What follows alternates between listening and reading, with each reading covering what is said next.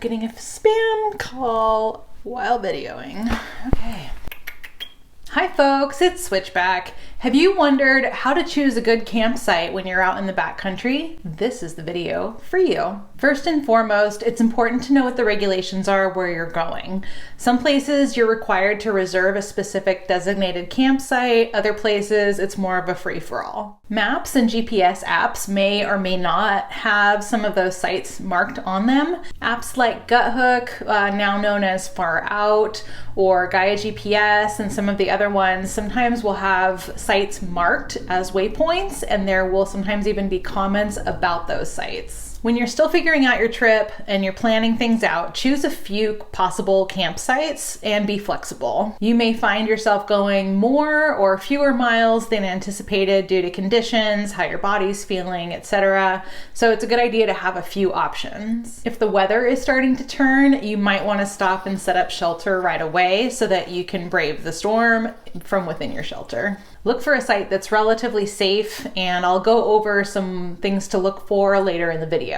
Aim to reach camp with a couple of hours of daylight ahead of you so that you have time to scope the site for any dangers, to look for a good spot to put your shelter, to figure out where the water sources are, to scope for any safety risks, as well as to give yourself time for all your camp chores, such as setting up your shelter, making dinner, filtering water, securing your food, etc. Look for an already impacted site if at all possible.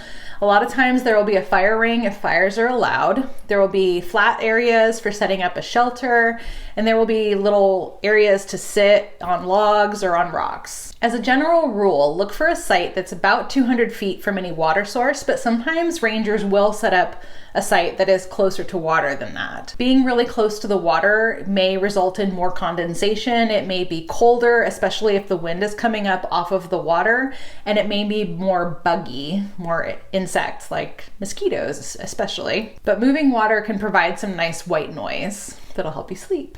Low spots near rivers and creeks or in meadows or floodplains may be colder because the cold air will settle. They also may be more moist. Again, more condensation. Floodplains are especially risky in areas prone to flash floods, and remember that it's rain upstream that's really the risk here, so avoid setting up in those areas. If your campsite is not near water, be sure to carry enough water to get you to the next reliable water source. If you do build a fire, you're going to want to keep your shelter from being downwind, where the smoke and the embers will be blowing toward your shelter. Sometimes animals, such as rodents and bears and everything in between, can be drawn to established sites because they have learned that backpackers that don't secure their food properly are a great and easy food source. So this is where it is so crucial that we properly secure our food. And I have some information about that up here. If you're going with a site that's not already impacted, look for one on a durable surface, such as a rock face, sand, snow, dirt. Avoid things like grass, and look for an area that's a bit off of the trail. Be sure to leave this site as you found it. Avoid trampling any vegetation, disturbing any habitats, brush away any footprints that you have, and return any debris like rocks, sticks, and pine cones that you might have removed for setting up your shelter. If you're not in an established site, it's a good idea to avoid building a fire because there is a higher risk of a forest fire when you're not in an established site. If you do want to build a fire, be sure to adhere to local regulations. I'm going to provide some information in the description down below from the Leave No Trace organization about setting up and breaking down a fire ring. Consider wind exposure and wind direction.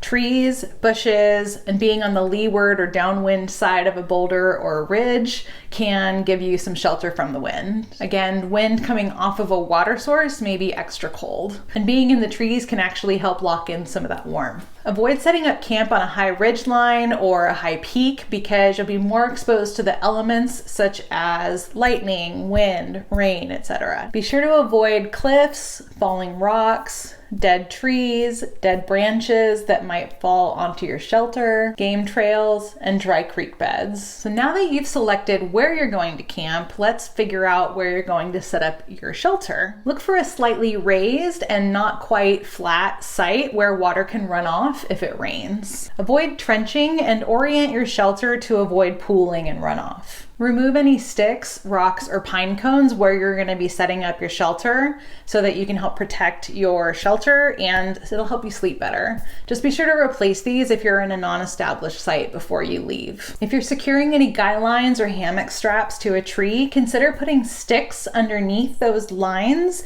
to help protect the tree. While you're in camp, be cognizant about any water waste and any human waste that might contaminate a water source. Before you leave, check your site for any micro trash and pack it out. So now that you know what to look for in a campsite, how do you know where to get a campsite and how to secure permits?